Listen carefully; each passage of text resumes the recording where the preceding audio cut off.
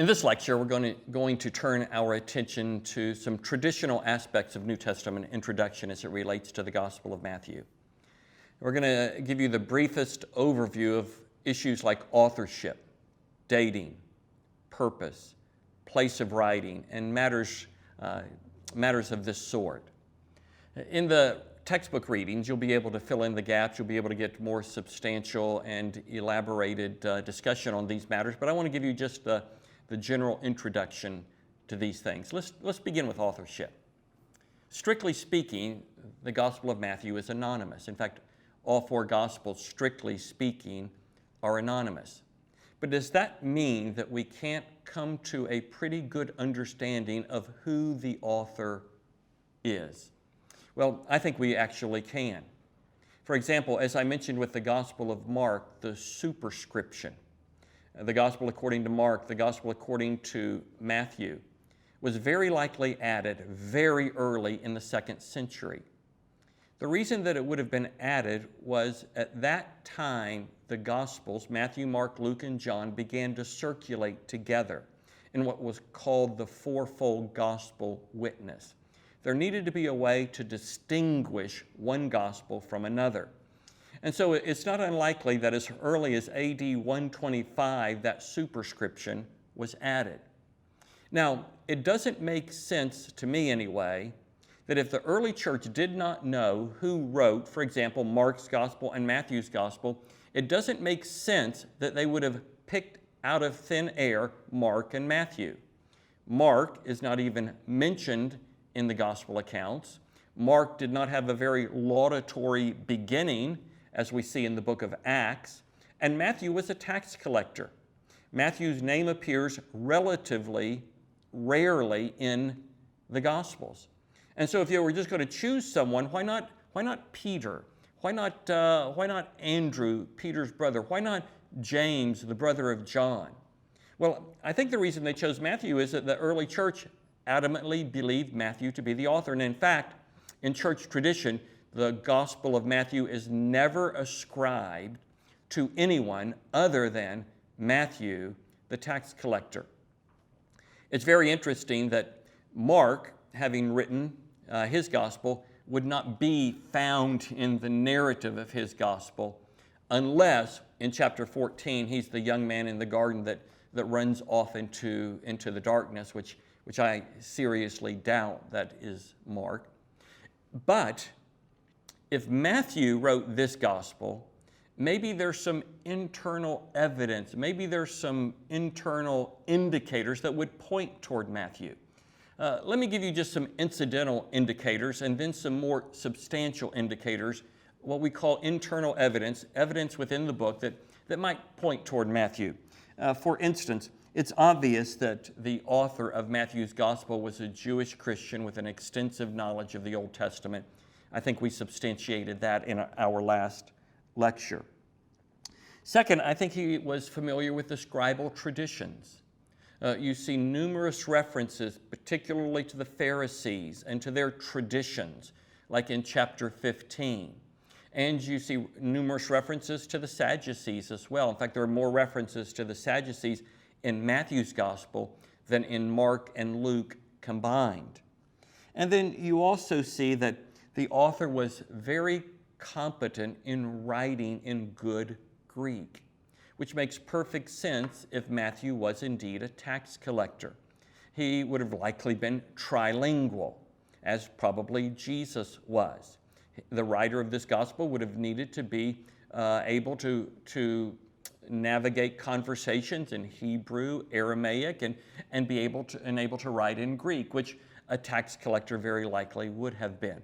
Now, those three ideas, Jewish Christian, extensive knowledge of the Old Testament, familiar with the scribal traditions, capable of writing in good Greek, those could probably be indicators of almost any of the apostles. But I think there are some other aspects that point maybe a little bit more toward Matthew. Now none of these, in and of themselves, would be considered overwhelming evidence. But I think the culmination of all of them actually would give us strong affirmation of what the church tradition said. The church tradition unanimously affirm Matthean authorship. And so let me mention several things. First, as a tax collector, as I just mentioned, he would have needed to be fluent in Greek. Koine Greek. Greek was the language of the street. It was the language of the empire. So he would have needed to have been fluent in Greek as a tax collector. Second, he would have needed to be a skilled record keeper, very, very organized. And Matthew's gospel is the most organized of all the gospels. For example, the genealogy of Jesus is broken down into 3 groups of 14 names. In Matthew chapter 23, there are 7 woes that are prescribed. In chapter 13, there are 7 parables. You see that there is an alteration of narrative discourse all the way through the gospel. We'll say a little bit more about that in just a few minutes. But the point that I'm making is that it's a very organized gospel. It's not written in a haphazard kind of way. It's the kind of thing that someone that is skilled in record keeping might do if they were writing a gospel. Another, I think, point toward Matthew, without being an overwhelming piece of evidence, he's the only gospel writer that describes Jesus paying the temple tax in chapter 17, verses 24 through 27. It's an astounding story. In fact, liberal scholars discount it as out of hand and not just improbable, but actually fictitious. Of course, those of us who believe that Jesus Christ spoke heaven and earth into existence have no trouble believing this miracle, where Peter asked him, should we pay the temple tax? He says, go fishing. The first fish that you catch, open its mouth, you'll find enough money, you'll find a coin that is sufficient for you and for me to have the temple tax paid. Only Matthew mentions Jesus paying the temple tax. Now, by itself, it doesn't mean much, but the fact that a tax collector potentially wrote this gospel, it's the kind of story that maybe would have interested him. And then also we would note that when Jesus calls the tax collector to follow him, in Mark's gospel and Luke's gospel, that tax collector is called Levi. The parallel passage in Matthew 9, the tax collector is called Matthew. There's no problem with him being Matthew Levi. You think Simon Peter. You think of Saul and Paul. And so Matthew Levi, Mark and Luke refer to him as Levi. The first gospel refers to his apostolic name. Jesus called Matthew, the tax collector, to follow him. Finally, in the Lord's Prayer, forgive us our debts. That's the way that Matthew states it. Not forgive us our sins, but forgive us our debts, as we forgive those who are indebted, who have sinned against us. It's interesting that a tax collector would use the word debt. And so none of these pieces of evidence in and of themselves are very convincing. All of them together with church tradition, I think, can give us a strong degree of confidence that the author of the first gospel is Matthew. So we might wonder, is that even important? Well, I think it's important in this regard, that the things he's describing are things that he saw. The words that he recorded are words that he heard. Now, Luke, on the other hand, he's interviewing people, reading different accounts of the life of Jesus. It's authoritative. He's writing under the inspiration of the Holy Spirit. He's talking to people who saw what he's recording. He's talking to people who heard what he's recording. The simple point I'm making here is Matthew actually was there for many of the events that took place. Well, if Matthew is the author, when did he write? Well, I think from your readings and from what I've already alluded to, I think that the oldest gospel, the first gospel, is Mark's gospel. And I think that Matthew and Luke very likely used Mark's gospel as something of a template, something of an outline. Now, it's obvious when you compare Matthew and Mark, Matthew is much fuller, much more comprehensive. He follows a very similar pattern. He sometimes groups things together a little differently. Mark's gospel is a little bit more chronological than Matthew's gospel. For instance, in Matthew chapter 8 and 9, you'll notice that Matthew brings together 10 miracles in 9 stories, one after another, after another, after another, after another. And he did not probably want us to think in any way that Jesus went from miracle to miracle to miracle to miracle without anything happening in between, but he brought these together in order to complement the Sermon on the Mount. The Sermon on the Mount shows Jesus' authority in teaching, and now we see Jesus' authority in his deeds. In fact, look with me in Matthew chapter 4 and verse 23 for just a moment, and I'll demonstrate for you just a little bit more clearly what I'm saying here. In Matthew chapter 4, verse 23, this is what Matthew writes. Jesus was going throughout all Galilee, teaching in their synagogues and proclaiming the gospel of the kingdom. Okay, what was he preaching? What was the gospel of the kingdom? Matthew chapter 5, 6, and 7. But then we read the latter part of the verse, and healing every kind of disease and every kind of sickness among the people, chapters 8 and 9. So chapter 4, verse 23 is something of a table of contents. What was his teaching? 5, 6, and 7. What kind of miracles did he perform? Chapters 8 and 9. So Mark is a little bit more chronological than Matthew, but I believe that Matthew used it as a template. We might wonder, well, why would Matthew use Mark as a template if Mark wasn't a disciple and Matthew was a disciple? Well, we need to be reminded that Papias taught us, and it is a part of the settled tradition of the early church, that Mark based his gospel on the preaching of Peter. He was a traveling companion of Peter. He recorded Peter's sermons. He put it in narrative form as Peter taught about Jesus and described what Jesus said and he described what Jesus did. Mark put it in narrative form. So he's not using the testimony of a non-disciple. He's using the testimony of a disciple. But he's filling it out using his own personality and giftedness and interest as evidenced by the characteristics and themes that Matthew has over against Mark. And so Mark would have written, as I mentioned, in the 50s, probably the mid to late 50s. I think it's highly likely that Matthew wrote his gospel sometime in the 60s before the destruction of the temple. In Matthew chapter 24, Jesus prophesies about the destruction of the temple. I think it's reasonable to think that if the temple had been destroyed, that Matthew might have made a side comment along the way that what Jesus prophesied had actually come to pass.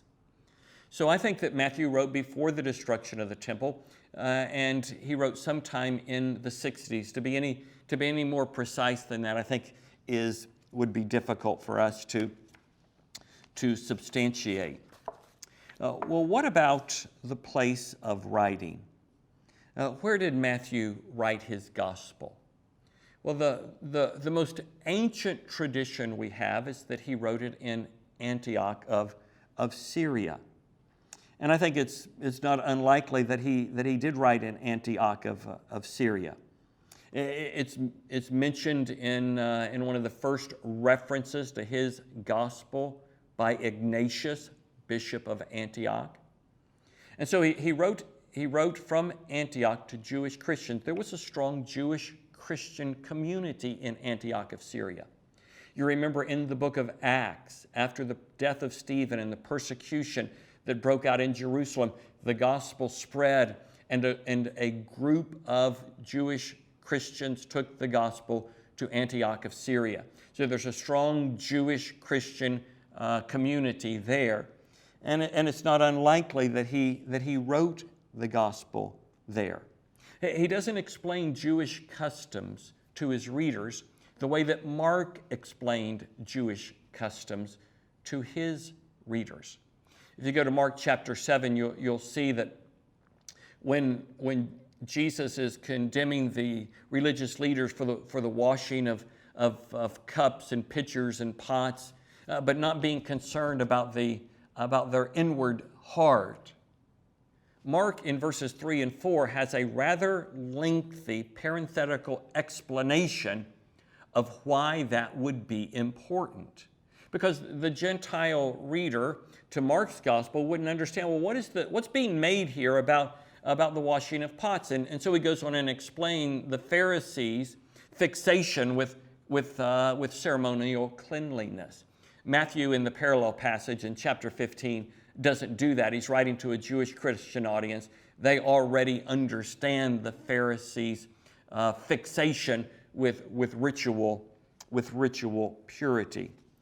So it's very likely that he wrote from Antioch of Syria and is mentioned in the writing of Ignatius, who was bishop of Antioch, the most ancient, the very first direct, overt reference to the Gospel of Matthew is in his writings. Well, what would be the purpose for Matthew's writing? The purpose is probably to confirm and to strengthen the reader's belief in Jesus as the long-awaited Jewish Messiah. That he is the one that is for the Old Testament predicted, and that he fulfills the Old Testament scriptures perfectly. From his conception in Isaiah 7:14, to where he was born in Matthew chapter 5, verse 2, that he was taken to Egypt and that he came out of Egypt, Hosea chapter 11, verse 1, that he was raised in Nazareth. That is, all of these scriptures point toward Jesus as meticulously fulfilling ancient prophecy. And so why was it so important for him to confirm that? Well, if the purpose is to show that Jesus is the Son of David, and you'll remember that Jesus as the Son of David is mentioned 9 times, 8 of those 9 are unique to Matthew's gospel. Mark mentions Jesus as Son of David only 4 times. Luke mentions Jesus as Son of David only 4 times. Matthew 9 times. He's strengthening their conviction, their belief that Jesus is the long-awaited Jewish Messiah. But why? What was the reason for this? Well, the occasion for the writing would have been very likely that these Jewish Christians were experiencing extreme persecution. And as you work your way through the gospel, you see over and over again Jesus' denunciation of the religious leaders. You see him denouncing them in ways that are much stronger and much more confrontational than you do in Mark and Luke. It's obvious that when you read Mark and Luke that Jesus denounces the hypocrisy of the religious leaders, but there's a way that he does it in Matthew's gospel that seems to communicate that Jesus thought this way about the people that are persecuting his followers. Let me give you just one example. Look with me in Matthew chapter 3 for just a moment. Matthew chapter 3. In Matthew chapter 3, we have the preaching of John the Baptist. And in Matthew chapter 3, as the crowds are coming to him, it says beginning in verse 4, "Now John himself had a garment of camel's hair and a leather belt around his waist, and his food was locust and wild honey." Then skip down to verse 7 with me. "But when John saw many of the Pharisees and Sadducees coming to him." Now, when you look at the parallel to this in the other Gospels, it mentions, particularly in Luke chapter 3, in Luke chapter 3, he mentions that as the crowds are coming to them, he denounces them as a brood of vipers. Here, there's the crowd coming to him, but Matthew focuses in, he zeroes in on the Pharisees and Sadducees. "But when he saw many of the Pharisees and Sadducees coming for baptism," that is an indicator that he's focusing on these people that are persecuting his followers, Jewish Christians, maybe in Antioch of Syria. You look at chapter 23. Chapter 23 is a lengthy denunciation of the Pharisees and the scribes. You compare it to Matthew, to Mark, you compare it to Luke. They have 3 verses. I think Matthew is somewhere 35 to 39 verses of denunciation. John never mentions the Sadducees. I think Mark and Luke mention the Sadducees once. Matthew mentions them 7 times, always in a condemnatory kind of way. And so the point is, the occasion seems to be that the church is being persecuted. And Jesus is the long-awaited Jewish Messiah. Persecution wears us down, could wear people down. Suffering causes us to question our beliefs. And so the readers needed to know, and primarily they would have been hearers. They would have been hearing it read. They needed that encouragement. Jesus is who he claims to be. He's the long-awaited Jewish Messiah. Here's 45 Old Testament verses, 9 formulaic statements that indicate over and over and over again he fulfilled the Old Testament prophecies, giving them absolute confidence and tremendous courage to withstand the suffering that Jesus suffered as an example to them. And so it is a gospel with the purpose. Jesus is the long-awaited Messiah. The occasion is suffering. What about the structure of the gospel, the outline of the gospel? We mentioned that Mark's gospel is the most chronological of the gospels. Matthew's gospel is very interesting in the way that the gospel is structured. You have narrative discourse all the way through. Chapter 1 to 4 is narrative, 5 to 7 is discourse. 8 and 9 narrative, 10 is discourse. 11 and 12 narrative, 13 is discourse. 14 to 17 narrative, 18 is discourse. 19 to 22 is narrative, 23 to 25 is discourse. 26 and 27 is narrative. So he intentionally intersperses the narrative with substantial sections of teaching. These were probably used in some way in the manner of indoctrinating, in the best way of teaching and grounding young believers in the truth. So in chapters 5 through 7, we see Jesus teaching on discipleship, the Sermon on the Mount. In chapter 10, we see Jesus teaching on missions. And he sends the disciples out, giving them instructions about how they're to conduct themselves. And then even beyond that, in the latter part of chapter 10, after he's gone, what they are to anticipate when they go out for really a lifetime of evangelism and mission. So chapter 5 to 7, the Sermon on the Mount. Chapter 10, the Sermon on Missions. Chapter 13, kingdom parables. And he instructs the disciples, the kingdom of heaven is like a man who sowed seed. And so we have kingdom parables in chapter 13. In chapter 18, kingdom community. That is, what will the community be like? The church is going to extend into the distant future. He warns them about little ones being led astray. He encourages them toward humility. And he gives them strong teaching on the importance of forgiveness. If it's going to be a long time until Jesus returns, and we're to live in community with one another, we're going to wrong one another, we're going to offend one another, we're going to hurt one another. There needs to be forgiveness extended. And so he talks about kingdom community. And then in 23 through 25, chapter 23, the denunciation of the scribes and the Pharisees. Chapter 24 and 25, the Olivet Discourse. Jerusalem will be destroyed. Jesus will come again.